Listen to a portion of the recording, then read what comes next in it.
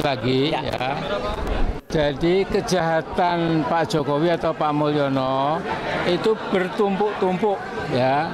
Berarti yang pertama itu kejahatan politik. Dia mencoba membunuh demokrasi kita.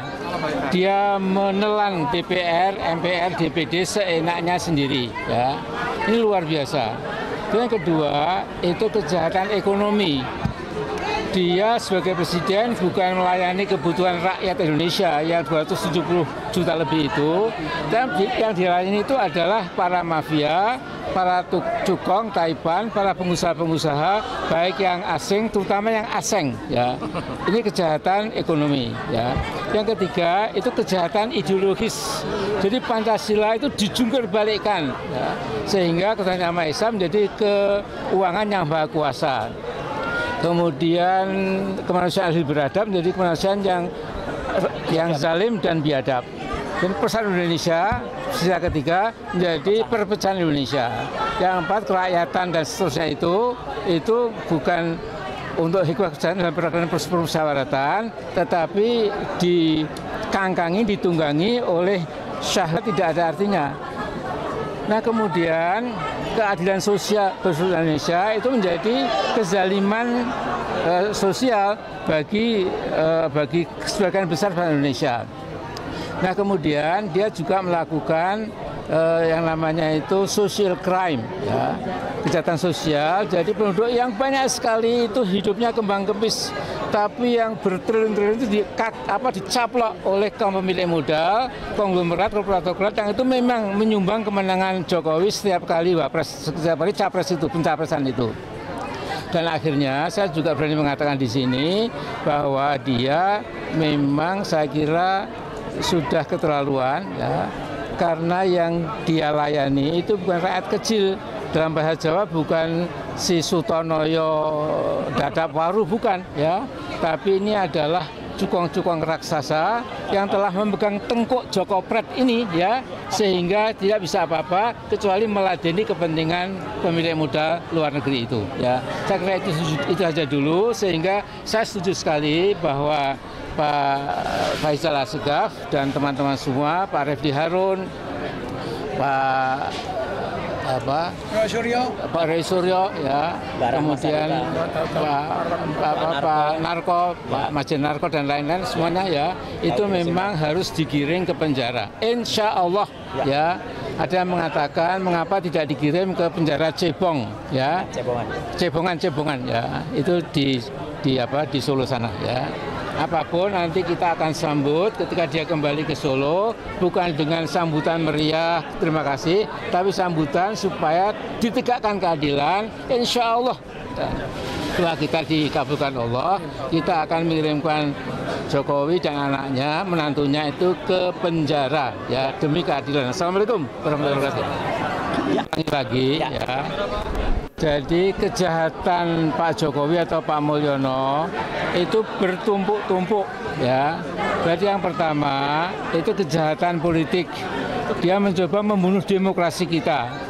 Dia menelan DPR, MPR, DPD seenaknya sendiri, ya. Ini luar biasa. Dan yang kedua itu kejahatan ekonomi.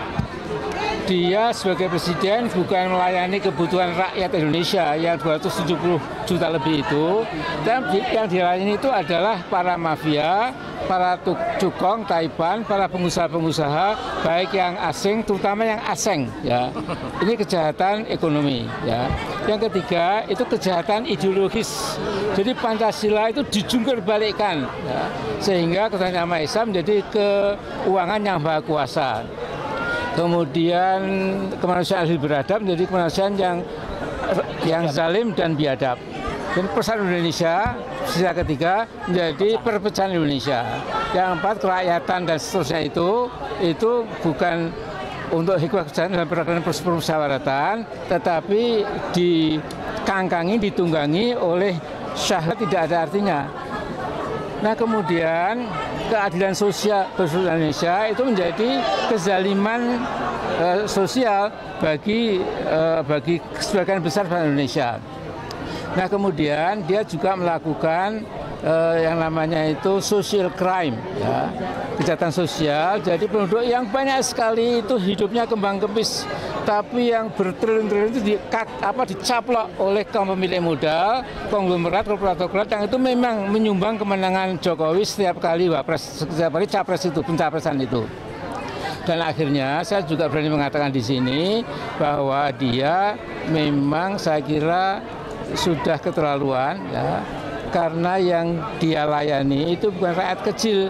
Dalam bahasa Jawa bukan si Sutonoyo Dadap Waru, bukan, ya, tapi ini adalah cukong-cukong raksasa yang telah memegang tengkuk Jokopret ini, ya, sehingga tidak bisa apa-apa kecuali meladeni kepentingan pemilik modal luar negeri itu, ya. Saya kira itu saja dulu, sehingga saya setuju sekali bahwa Pak Faisal Assegaf dan teman-teman semua, Pak Refdy Harun, Pak